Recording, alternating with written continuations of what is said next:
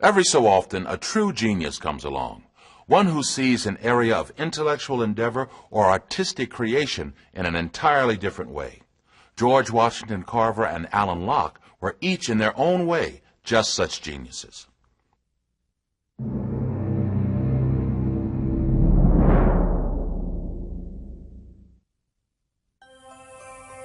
Every so often, a Renaissance person comes onto the stage with a new vision for the world. Born here in Missouri in 1865, George Washington Carver was just such a person.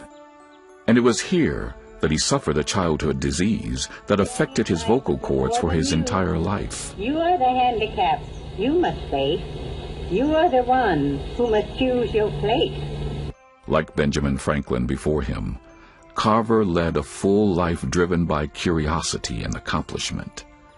He was a former slave, educator, business person, chemist, agriculturalist, medical worker, artist, author, lecturer, reformer, and entertainer. But foremost, he was a scientist. In 1894, at the age of 29, Carver received a Bachelor of Science degree from Iowa State University.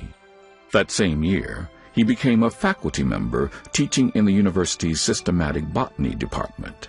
2 years later, he received his master's degree. Carver excelled at music and art.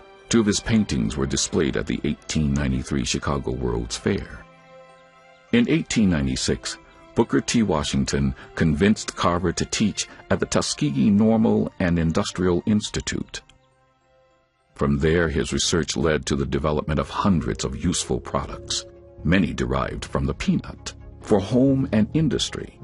Among his many discoveries were adhesives, axle grease, bleach, dyes, flour, fuel briquettes, instant coffee, linoleum, metal polish, rubbing oils, salve, soil conditioner, shampoo, shoe polish, shaving cream, synthetic marble, synthetic rubber, wood stains, wood filler, and Worcestershire sauce.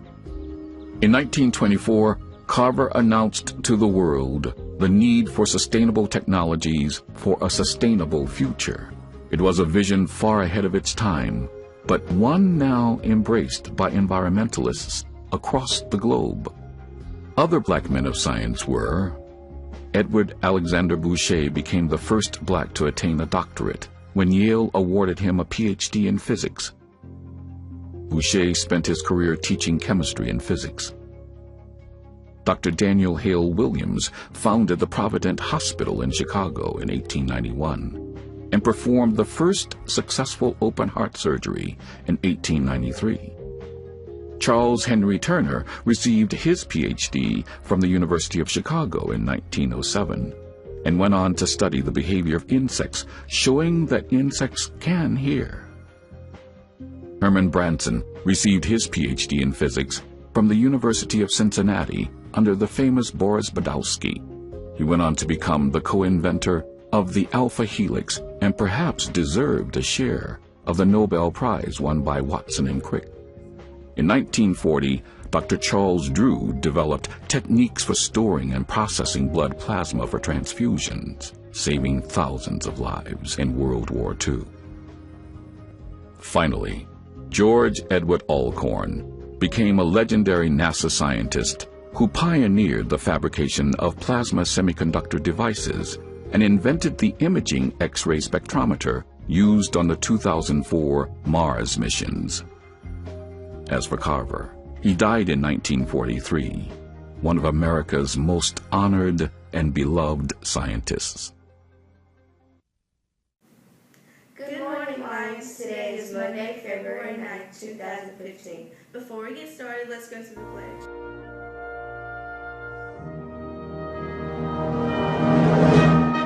I pledge allegiance to the flag of the United States of America and to the republic for which it stands, one nation, under God, indivisible, with liberty and justice for all. Birthday! birthdays for today are Maggie Barton and Jaheim Myers. Birthdays over the weekend were Cynthia Hardwick, Alexis and Alicia Herbis, Demetric Simon, Shannon Gregory, and Marion Riggins. Happy birthday! Great job, Lions, at the archery tournament. Good basketball season, Lions. Thank you, Coach Lee, Coach Harris, all the players, and all the cheerleaders. For the multicultural fair, students draw or create the flag that represents the country chosen. That's due Friday, February 13, 2015. That's all we have for today, Lions. Bye. Bye.